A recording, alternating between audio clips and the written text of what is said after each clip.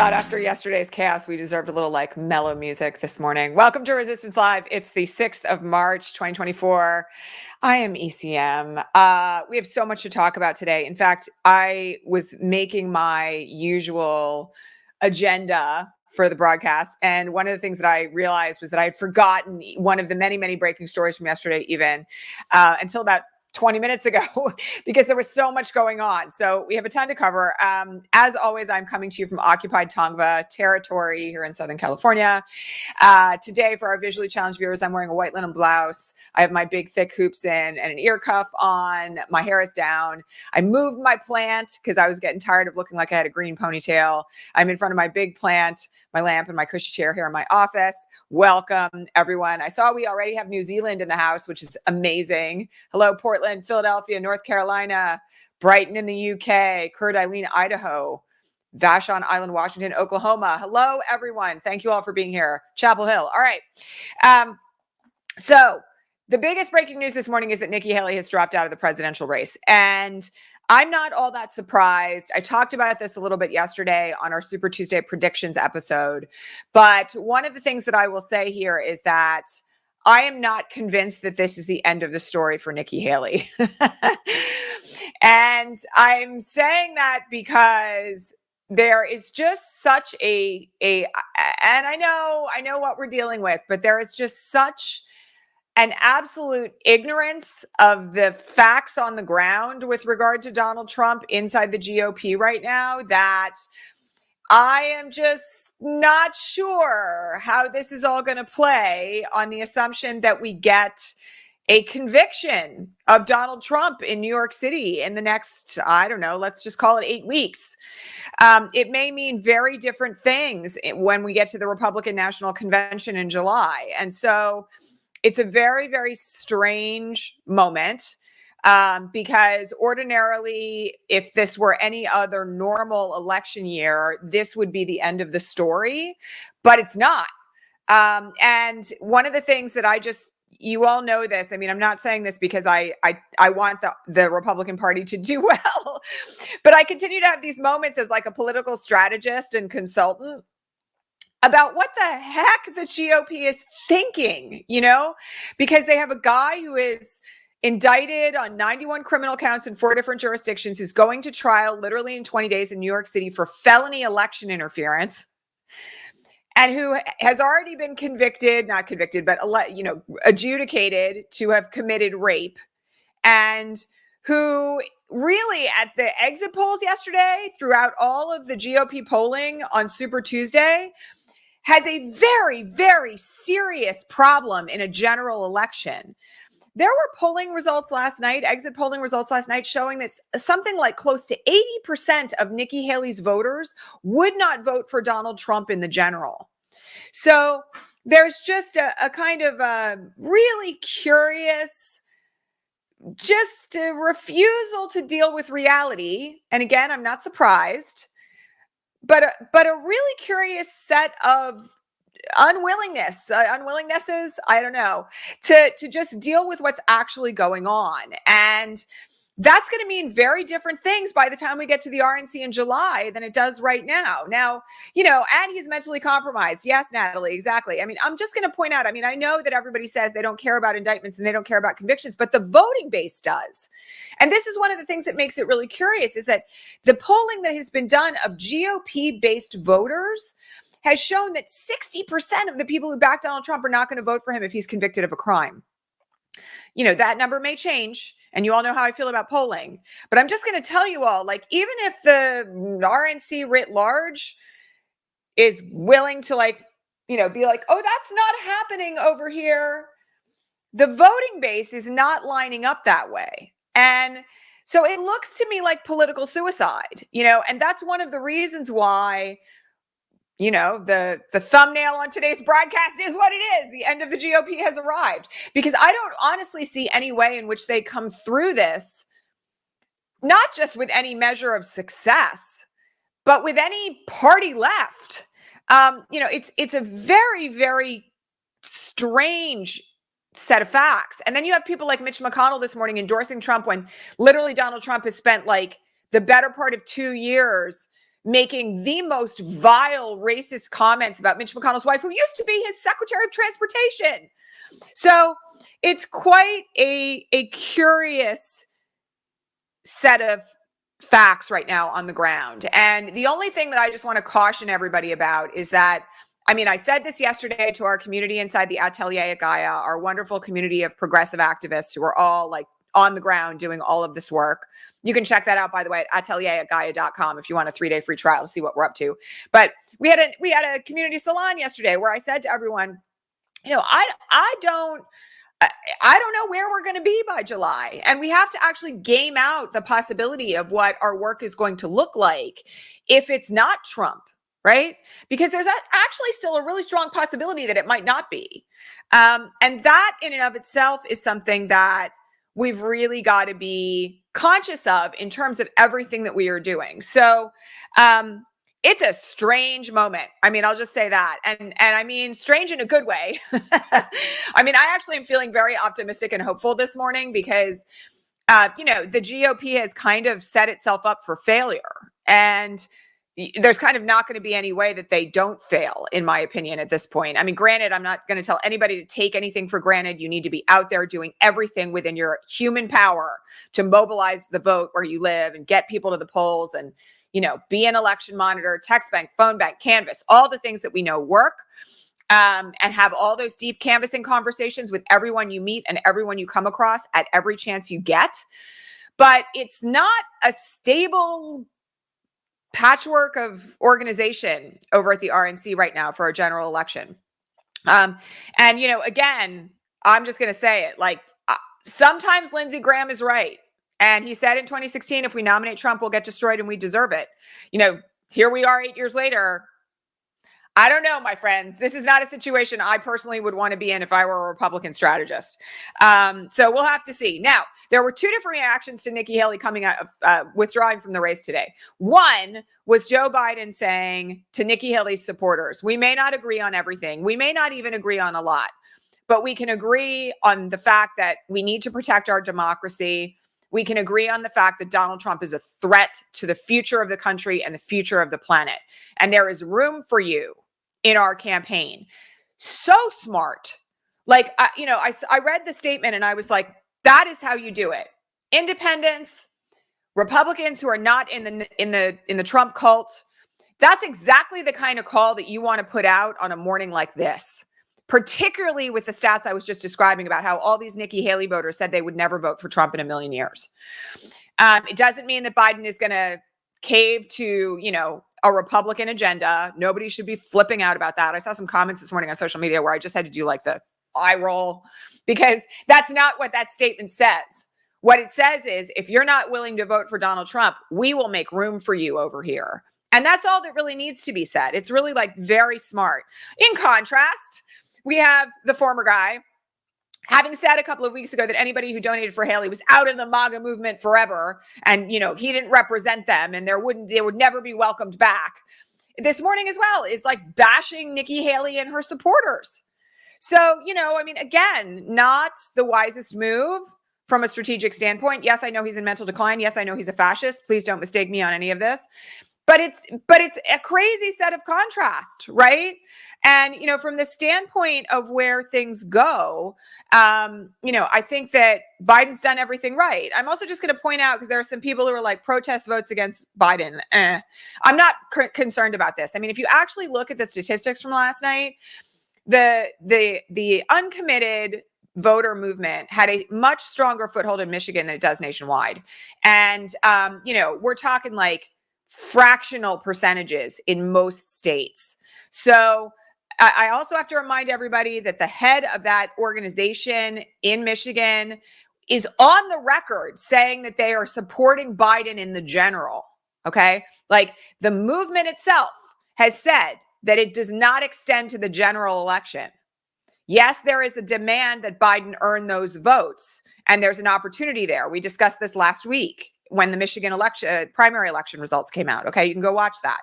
But I'm not concerned about it at this moment. And, you know, on top of that, we have Kamala Harris calling for a ceasefire. We have the State of the Union address tomorrow night. It's going to be really interesting to see what happens there. So, yeah, I'm not worried about that. I'm not worried about it. And I think, frankly, that we've got a lot to celebrate this morning, frankly. You know, we're talking like upwards of 90% Joe Biden support in the Democratic Party. Like in some cases, like 98%. So things are looking quite good. All right. I want to talk for a second about intelligence briefings because there's a little bit of a panic. And by the way, this was up on the Patreon feed this morning. For those of you who are new here, or maybe haven't been here before or haven't done it yet, you can become a paid subscriber at patreon.com/resistance live to ask questions for 2 hours before every broadcast. And I will answer them on the air. Subscription started as little as like $2 a month. And it's a great community of people. And we do progressive coffee hour every Sunday only for those subscribers. So join us over there if you haven't already. That's how this work is supported and funded. And I greatly appreciate our subscribers over there. So lots of questions this morning on the Patreon feed about this issue of whether or not Trump is going to get intelligence briefings. So this is another moment where I have to talk about media literacy, okay? Because apparently this originated in two places. One from Hugo Lowell, who I usually respect very greatly from The Guardian, but who apparently wrote some stuff on X about like, hard to believe that Trump could be receiving classified intelligence briefings again sometime soon, okay?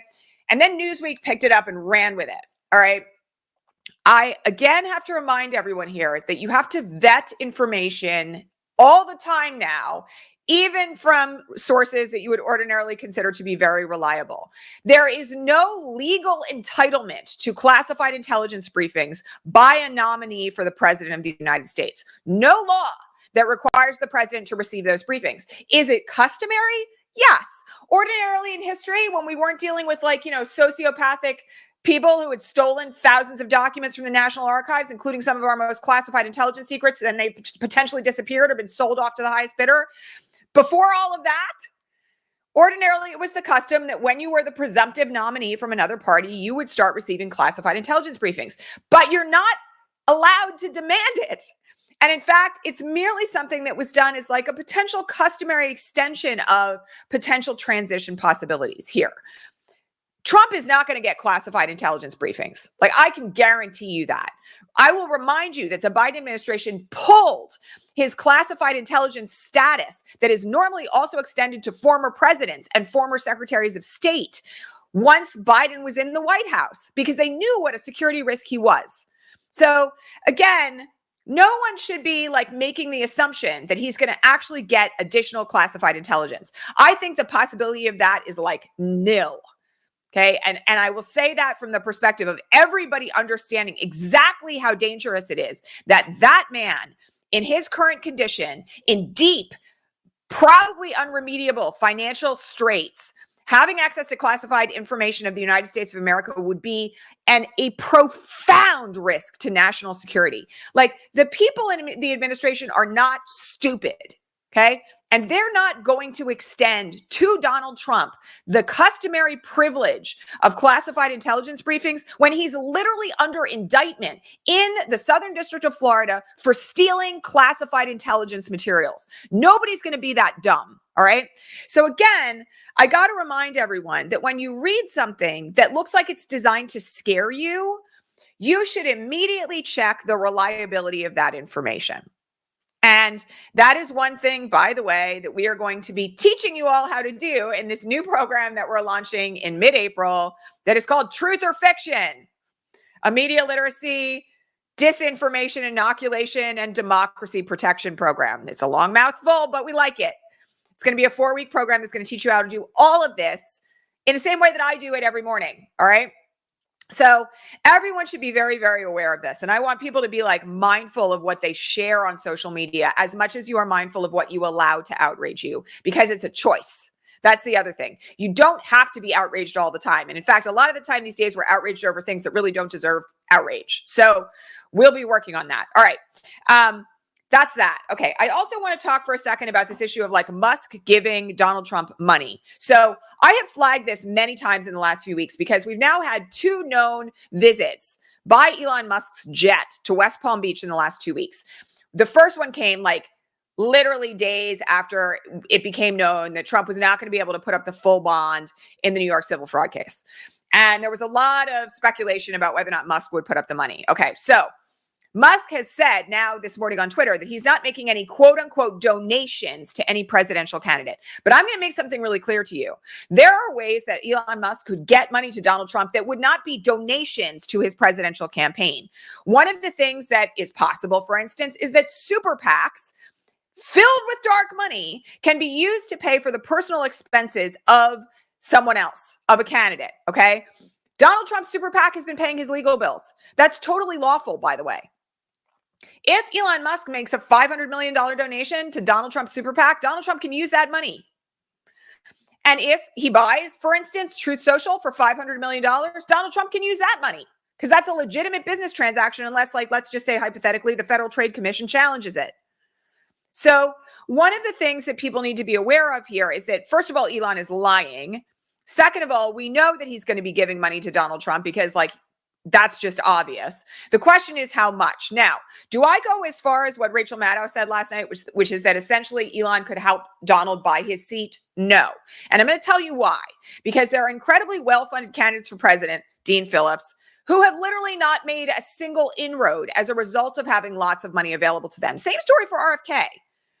And, you know, when we're dealing with a situation here where Donald Trump, you know, the facts to a lot of people are undeniable. Like, you should seriously go look at the footage of Republican voters coming out of the polls last night, being interviewed on places like NBC News and CNN, where they're like, literally, they're talking about the fact that, like, he's a convicted felon, right? Like, they know, or not a convicted felon, but like an adjudicated rapist is the way to put it. He is under indictment for 91 counts of criminal activity. Okay. He's going on trial in 19 days for felony election interference. There are so many Republican voters who were profiled last night. Yes, it's anecdotal. No, it's not a sample size, but who were profiled, who were like, there's not a chance in hell I will ever vote for him. So again, this is something where everyone should keep in mind that Elon may give Trump money and he may find a way to do it that's legal. But does that mean that Trump is going to win? Not necessarily. And frankly, I would just like to point out that, you know, we should be mobilizing and organizing as if it's the worst case scenario regardless. So, you know, if Musk gives money to Donald Trump, that will be addressed. If it's done in a way that's fraudulent, it will fall within the purview of either the Federal Trade Commission, potentially the Department of Justice, potentially the special master who's in charge of, or the receiver rather, who's in charge of all of Donald Trump's companies right now that operate in New York State as a result of the New York civil fraud case. There's a number of ways in which this could all be addressed if it's done in a manner that is unlawful. All right. But it shouldn't change anything having to do with your behavior, because you should already be organizing and mobilizing to get out the vote as if we're behind and as if there's serious risk to the country, because there is, right? So again, this is one of those things where, like, if Musk gives Trump money, does it change anything that we're already doing? It shouldn't. You know, if you're sitting at home behind your computer panicking about Elon Musk giving Trump money and you're not actually talking to your friends and neighbors about the importance of getting out to vote, then you should start doing that anyway, right?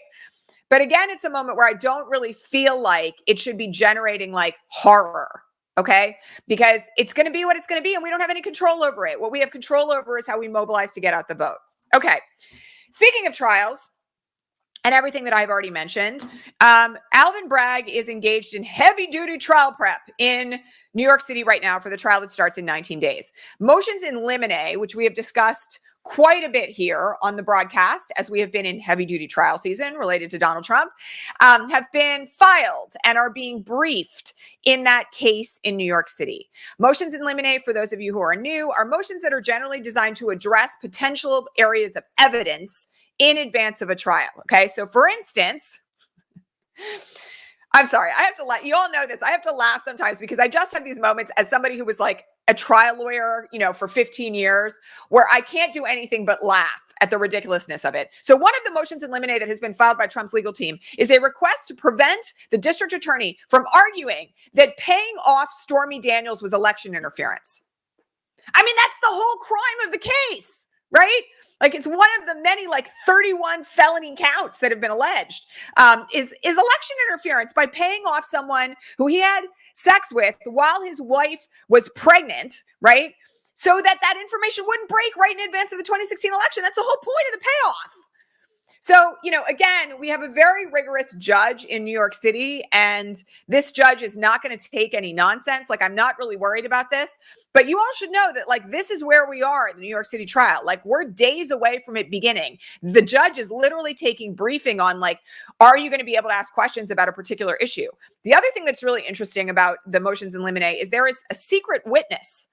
And one of the things about the secret witness that is being, we don't know who this person is, that is being addressed in these motions in limine are handwritten notes on checks and documents related to how Michael Cohen was going to be reimbursed. You will remember he took out a second mortgage on his house for this nonsense.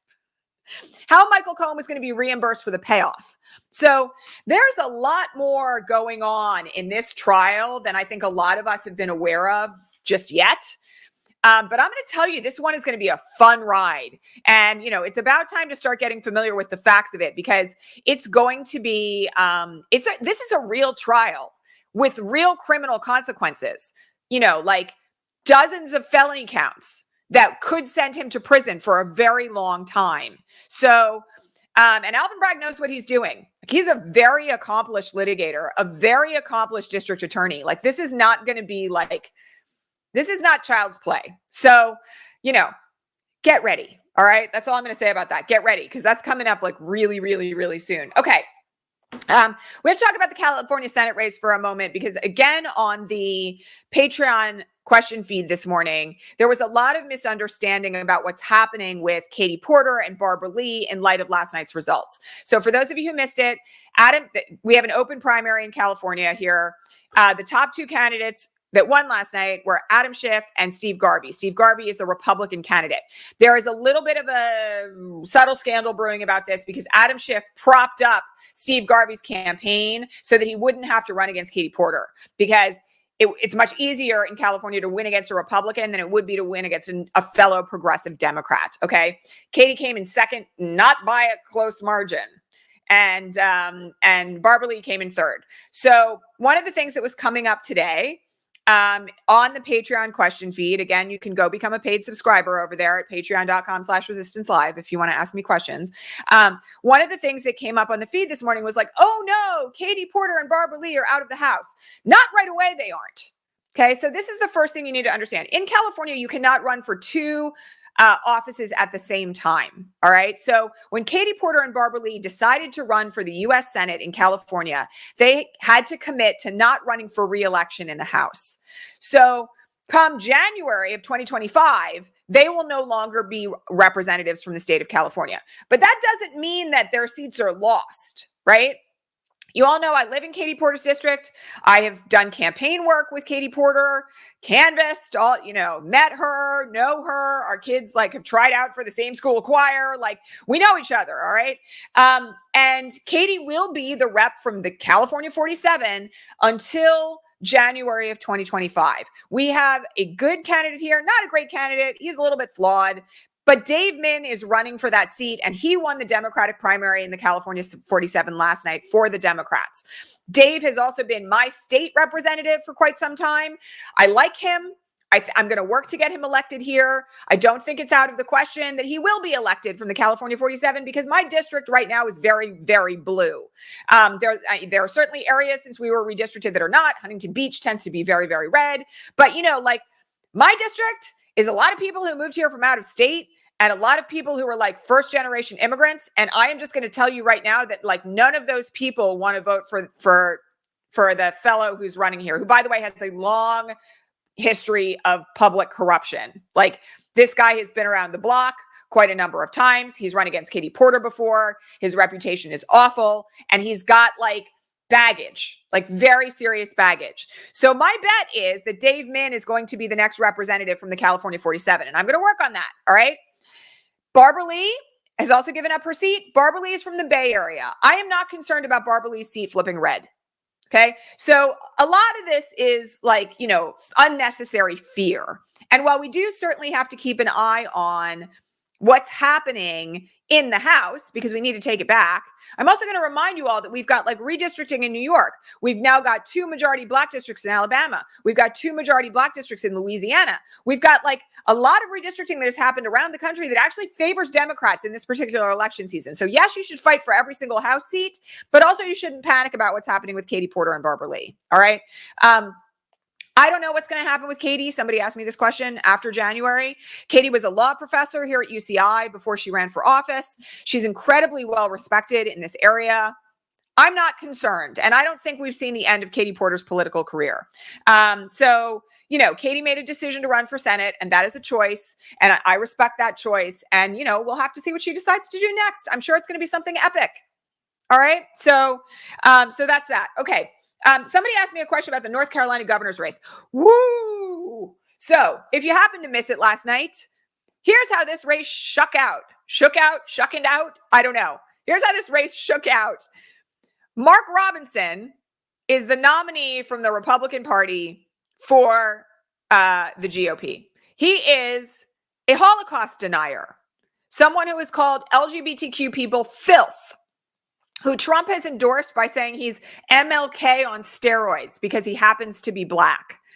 He is as far right, as far right as you can get. He will be running for the governorship of North Carolina against the first Jewish nominee for that seat from a political party, Josh Stein. So we literally are going to have the first Jewish candidate nominated by the Democratic Party for the governorship of North Carolina running against a Holocaust denier. Whew. That is going to be a wild race. And I'm just going to tell you, it's going to get really ugly. But I'm also going to tell you that I think this is a race that is, Rachel Vindman, Alexander Vindman's wife, said this to me last night on Threads. She said, this is a race that is emblematic of the state of the country right now. And she's right. She's right. Because that's really where we are. We have one party that is all about representative democracy and inclusion, right? And making sure that there's a voice for every person in the nation. And then on the other side, we've got a literal Nazi. It's just an astonishing way to enter the general election for the governorship of North Carolina. Now, do I think that this has the potential? This was the question I was asked on the Patreon feed. Do I think that this has the potential to impact the nationwide perception of the GOP? Yes, I do. And I will tell you why. Because Mark Robinson is so outrageous and so extreme that even in the context of a state governorship, there is going to be an enormous amount of press coverage over what he says. And the things that he has said already are so profoundly offensive and beyond the pale that I will just tell you that I think, for our grandparents, if you're me, who fought in World War II, my grandfather fought in World War II in Europe. God rest his soul. He was a great man. I will just tell you that I think that a lot of those folks, boomer folks, are not going to have it and are going to be looking at this going, wait a minute, the GOP is all in on this guy who says that the Holocaust didn't happen? Literally is on record saying that rounding Jewish people up on trains did not take place. So, I just got to tell you that I don't think that there is any way that the GOP is going to step back from this. And that in and of itself is going to predict very significant things nationwide for the GOP. This is going to be a really serious bellwether kind of race. So, I'll just say right now, please donate to Josh Stein if you've got extra money to float around. Please make sure you pay attention to this race. If you happen to live in North Carolina, because I know we got a lot of followers here, we got people on the broadcast today who live there, please make sure that you're getting out for Josh Stein. Right? Canvas, phone bank, text bank. And, we have a long way to go between now and the general, but awareness needs to be raised. And North Carolina, I'm going to remind you all, redistricted itself in very unfortunate ways quite recently, to the point where they may be down 4 Democratic House seats. So it's really important in North Carolina that we work to get out the Democratic vote. It is a state that is going to have a major impact on the general election for presidency, for the House. And, obviously, I've talked about this reverse coattails phenomenon that Malcolm Kenyatta and I have talked about at length, where you get people involved in local elections and it benefits people all the way up the ticket. Okay. So it really is about getting people mobilized, for instance, in this instance, Josh Stein, because it's going to benefit Democrats for the House races. It's going to benefit Democrats for the Senate. It's going to benefit Democrats for the presidency. All right. Really, really important. And shout out to everybody in North Carolina who's doing the work. I'm really grateful to all of you. Shout out to all of our Black friends in the comments who are horrified by the nomination of Mark Robinson. I feel you. It is bad. And I have to say that, one of the things that I find so revolting about the modern day GOP is the way in which they seem to think that simply by nominating someone who is a person of color, that people of color will fall in line, which is in and of itself a function of white supremacy. Mark Robinson's nomination is a prime example of that. It's horrifying. So we've all really got to do the work here to benefit North Carolina. And also, let's make sure that we're benefiting quality candidates nationwide, period. We got you, North Carolina. I see you. All right. Okay.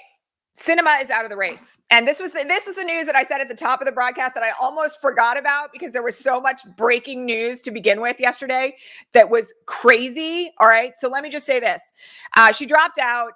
This is actually very, very, very good news. So a lot of people I know have not paid attention in Arizona to what's been going on there beyond the awareness of Cari Lake, right? And the fact that there are Arizona Republicans who are threatening to throw out all election results that they don't like. One of the things that I just want people to be aware of here is that Sinema was potentially as an independent, because reminder, she switched, right? She left the Democratic Party and was caucusing with the Democrats, but called herself an independent. She was going to be a drag on Ruben Gallego, who is running for Senate in Arizona and is an incredible candidate.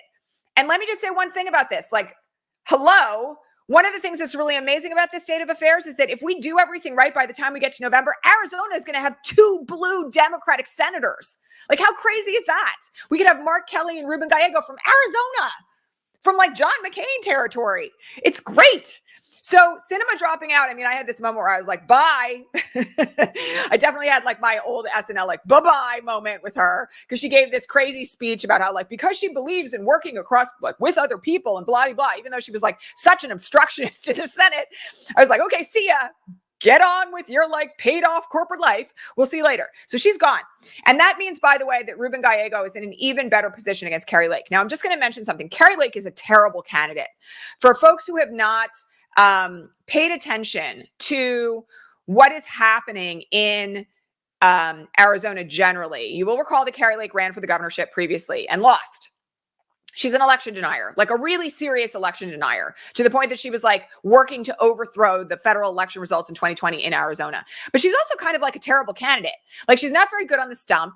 She really is very deep in conspiracy theories. And it's not going to take very much to kind of push Ruben Gallego over the line. So again, people ask me from time to time, who should I donate to in a Senate race if I'm going to donate to people? You should go kick some money to Ruben Gallego. He needs it. And, if we can elect him, it will be a really, really big deal. Again, I'm going to remind people of Georgia. People said for a very long time that there was no way that Georgia was ever going to flip blue. And now we've got Reverend Warnock elected from Georgia. We've got John Ossoff elected from Georgia, and Georgia is blue. Yes, we don't have the governorship, and we don't have the state legislature, but it's happening, right? Things are moving, and they went for Biden in 2020. So this is how things move. And again, 2 blue elected senators from Arizona would be huge. Huge in terms of the lay of the land in future elections. All right. So that is a race to absolutely watch. All right. For people who are asking me how the Senate looks, I know for the moment, for some reason, and I'm just going to say there's probably something percolating out there on social media about this because I got a lot of questions about this morning, again, over on the Patreon feed. What's the state of the Senate? Okay. So look, there are some things to be concerned about in the Senate for sure. All right. I did a roundup, I don't know, a month ago on the broadcast about the Senate races to be concerned about. believe it or not, some established Democrats are really under threat this year. Sherrod Brown in Ohio is in like a neck and neck race right now. We've got some serious considerations in other places in re-election campaigns that like I ordinarily wouldn't be that worried about. So it's very important to be aware of what's happening where you live. Again, like not everybody in the Senate is up this year. Reminder, they're 6-year terms and a third of the Senate turns over every 2 years. But all that said, if we manage to do the work, we actually may end up with a larger majority in the Senate by November than what we have right now. And I'm going to point out that like Gloria Johnson, who is like besties with the Justins in the Tennessee state legislature, is running for Marsha Blackburn's seat. I love Gloria. I mean, like she's a phenomenal candidate and she also could very well win in Tennessee. Justin Johnson is still being barraged with racism and silencing and hate by the Tennessee Speaker of the House. He gave a phenomenal interview last night on MSNBC, and he's campaigning with Gloria. And, frankly, I think like this is kind of like a no-brainer for me. Like Gloria Johnson is an incredible candidate. She's so qualified. And, we need to put some work behind Gloria Johnson as well. That's a seat we could flip, right? We have, I'm going to mess up her last name because I always do this.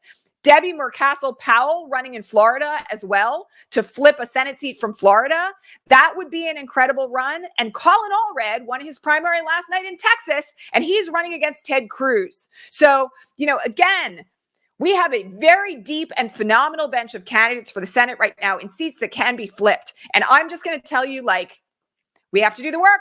We have to do the work. I got to remind you all, if you live in a very safe blue area, you should be phone banking and text banking for some of these candidates who desperately need their support. They need support. You should be doing the work on that front. So, and again, I got to shout out all of our friends in Florida who I know are fighting the good fight, and all of our friends in Tennessee who are fighting the good fight, because you're all doing incredible work. But I'm going to say to everybody else around the country, like, I'm really lucky to live in California where like Adam Schiff is probably going to be my next senator. And I've already got like Alex Padilla, who's amazing. And like, I'm going to do my work to get, like I said, Dave Min elected from my particular district. But, like I'm going to be text banking and phone banking for some of these senatorial candidates. I love Colin Allred. There's very few things that would give me joy more than sending Ted Cruz home in November. So again, we've got to really do the work on this front. Scott, just to answer your question, this will be like my last thing today. How do I feel about what Jamie Harrison is doing? I actually think as the head of the DNC, he's doing a pretty good job. And that's a thankless job. Nobody ever sits in that job and everybody goes like, yeah, you're awesome, right? You're subject to criticism from all sides. Why? Because the Democratic Party is a huge tent, right? We are centrists, we are progressive, we are the far left. And that means that somebody's going to be unhappy with like the positions you're taking at every step of the game, all right? I think generally speaking, he's doing a pretty good job right now. But I also have to point out that like the work that I'm suggesting you should be doing is work that you should be doing in alignment with campaigns, right? Because I'm going to remind everybody, when Katie Porter was elected the first time here in 2018, right after I moved here from New York City, the DNC did not back her. She didn't have any funding. And yet we managed to get her elected both through a primary and a general just simply by mobilizing where we live. And so again, I got to remind everyone that like it's the intimate work on the ground in your own community, the deep canvassing conversations with your neighbors, your friends, your family, everybody you come across. It's the conversations that you have when you're door knocking. It's the conversations that you have over the dinner table with your own family members that are more likely than not to change people's minds. Okay. And to move people in the direction of recognizing how important it is that they get out and vote. Because what we really need to target in this election are the people who are disaffected, who think their votes don't matter, who think that, it doesn't make a difference who they vote for. That's who we're after. All right. We don't need to be preaching to the choir. We don't need to try to be converting the cult. What we need to do is get to the people who are like, it doesn't matter, they're all corrupt. Or the people who are like, I don't pay any attention to politics. Don't ask me how you can do that in this day and age. It's beyond me. But apparently there's a huge segment of the population that doesn't. That's where we need to be focusing our energy. All right. So I am cautiously optimistic about the Senate, but we got a long way to go. And as with everything else, I want to encourage all of you to be moving in the direction of getting these great candidates elected, because it's going to take all of us and it's going to take an enormous amount of work. All right. So thanks for being here today. We were like at, I don't know, 1,031 people at one point. Please hit the thumbs up on this broadcast. Please hit subscribe. And I'm going to remind you that if this work is meaningful to you, if it gets you through the day, if it inspires you to do good work organizing where you live, please become a paid subscriber at patreon.com/resistancelive for as little as $2 a month. That's less than 10 cents a broadcast, because that's how all this work that we do here, including my back-end staff, gets paid. All right. So we're so grateful for all of you. I will be back here, of course, tomorrow, regular time. If there's a need for a breaking news broadcast, I will be here a second time this afternoon. And in the meantime, I hope everybody has a fantastic Wednesday. All right. Much love to all of you. Thanks again for being here, and I'll see you soon. All right. Bye.